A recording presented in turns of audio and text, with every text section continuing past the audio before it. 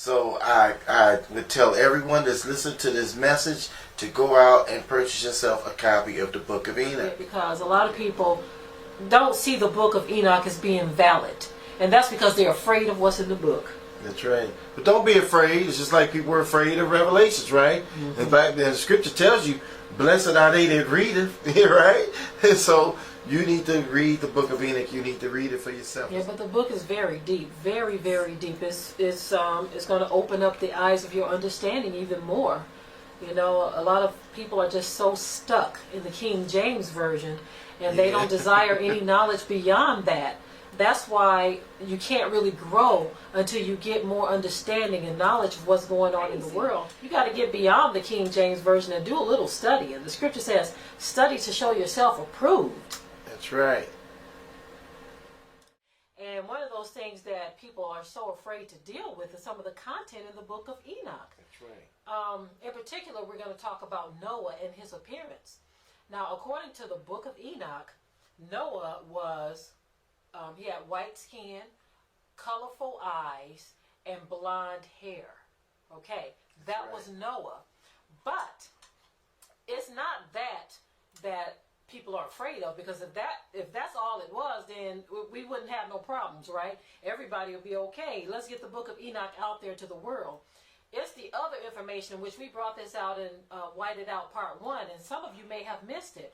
But when you really pay attention to the part that is really of concern to people, what's really going on is when Noah's parents responded in fear, that's really why they didn't want this book out there. Because then you'll start to say, why would they respond in fear? If Noah's parents were white, why would they be afraid of a white baby? After some days, my son Methuselah took a wife for his son Lamech, and she became pregnant by him and bore a son. And his body was white as snow, and red as the blooming of a rose. And the hair of his head and his long locks were white as wool, and his eyes beautiful. And when he opened his eyes, he lighted up the whole house like the sun, and the whole house was very bright. And thereupon he arose in the hands of the midwife, opened his mouth, and conversed with the Lord of righteousness. And his father Lamech was afraid of him, and fled, and came to his father Methuselah. And he said unto him, I have begotten a strange son, diverse from and unlike man, and resembling the sons of God in heaven.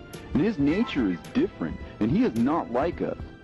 And his eyes are as the rays of the sun, and his countenance is glorious. And it seems to me that he is not sprung from me, but from the angels. And I fear that in his days a wonder may be wrought on the earth.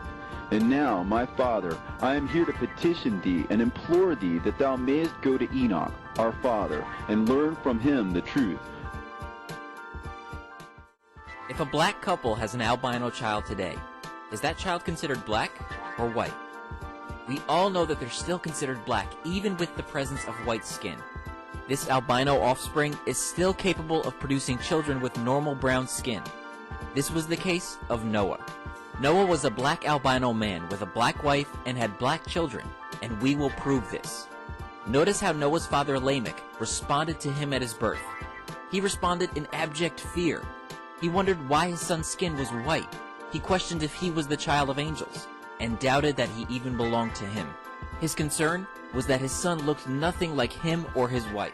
Yeah, because they were seeing the fallen angels, the children of the fallen angels. Yep. And so he was like, man, this child, my wife has begotten, looked like one of the fallen angels. It's one of the children of the fallen angels. So he was really concerned about that, you see. And notice the scripture says, as it was in the days of Noah, it's going to be just like that in the end times, in the end times, that's right. Just like that in the end times. So what was going on in the days of Noah? You had the sons of God, which were the angels, coming in unto the daughters of men. That's right. And they were producing children with them.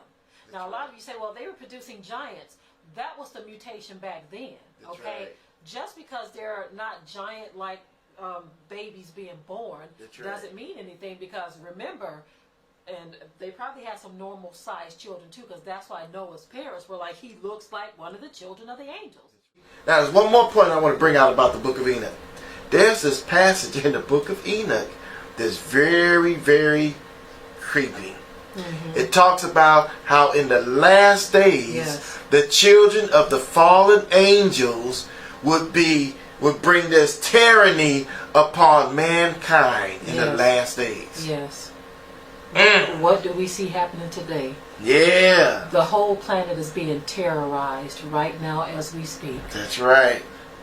So that's the reason why they were trying to keep you away from the Book of Enoch. And there's much more in the Book of Enoch than even that. So we're just telling you, especially our people, instead of getting angry and upset when you hear these things and thinking that we're preaching out of the side of our neck, why don't you just research the stuff, okay?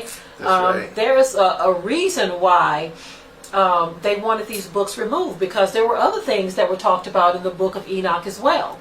You see, instead of running from these books in fear, study the stuff, and so it'll start to make sense what you see happening in the world today. That's right.